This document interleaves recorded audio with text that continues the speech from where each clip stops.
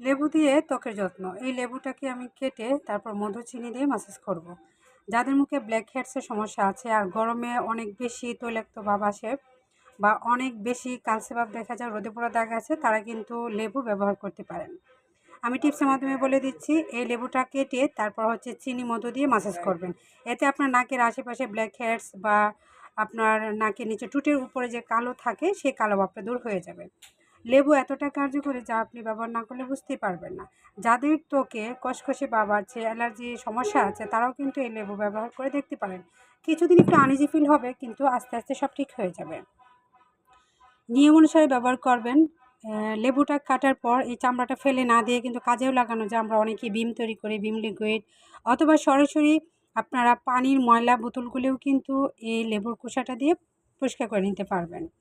আজকে আমি টিপসটা শেয়ার করছি। এই টিপসে গরমে যদি আপনি ব্যবহার করেন অনেক ভালো উপকার পাবেন। নিয়ে নিলাম হাফ চামচ পরিমাণ আমি চিনি। এই চিনি স্ক্রাবিং হিসেবে ভালো কাজ করে। ব্ল্যাক হেডসের সমস্যা দূর করার জন্য, ত্বক অনেক বেশি কোমল রাখার জন্য অনেক বেশি সাহায্য করে এই চিনি। লেবুটাকে আমি কেটে নিয়েছি, সামান্য এক টুকরা হলেই হবে। লেবুর রস নিব 1 চামচ পরিমাণ।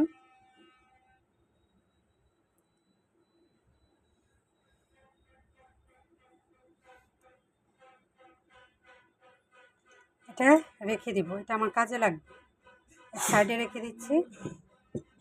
এখন দিয়ে নিব মধু। ন্যাচারাল মধু হলে ভালো হয়। আমি কৌটার মধুটা নিয়ে নিচ্ছি। হাফ চামচের চাইতে অনেক কম নিয়েছি মধু। লেবু রস, চিনি আর মধু মিশিয়ে তৈরি হয়ে গেল একটি ক্লিনজার। এখন স্ক্রাবিং করার জন্য এই লেবু ফালিটা আমার প্রয়োজন। এখন এটা দিয়ে ঘষে ঘষে ম্যাসাজ করব।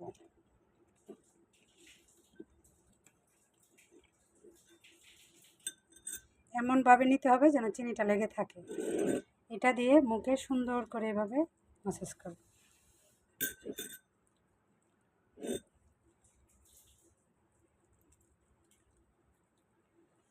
অনেকের আছে পা ফাটা, আঙুলে চিপা ঘা, এটা দূর করার জন্য কিন্তু লেবু এভাবে আপনি ম্যাসাজ করতে পারেন, অথবা মুখেও এভাবে ম্যাসাজ করতে পারেন। তাহলে মুখে কালচে ভাব ভালোভাবে উঠে যাবে। তারপর আঙ্গুলের যে গিরাগাড়া কালো থাকে সেই কালো ভাবটা দূর হয়ে যাবে।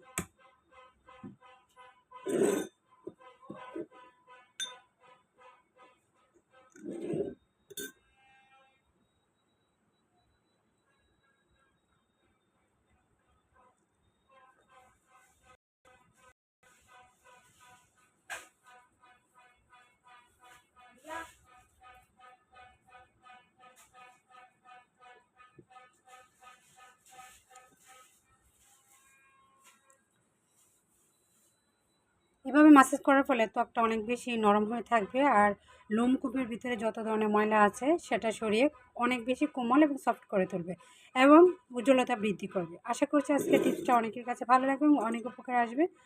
ভালো লাগলে ভিডিওতে ভালো একটু কমেন্ট করবেন, লাইক দিয়ে আমার চ্যানেলের সাথে থাকবেন। সবাইকে ধন্যবাদ জানিয়ে আজকের মতো এখানে বিদায় নিচ্ছি। আল্লাহ হাফিজ।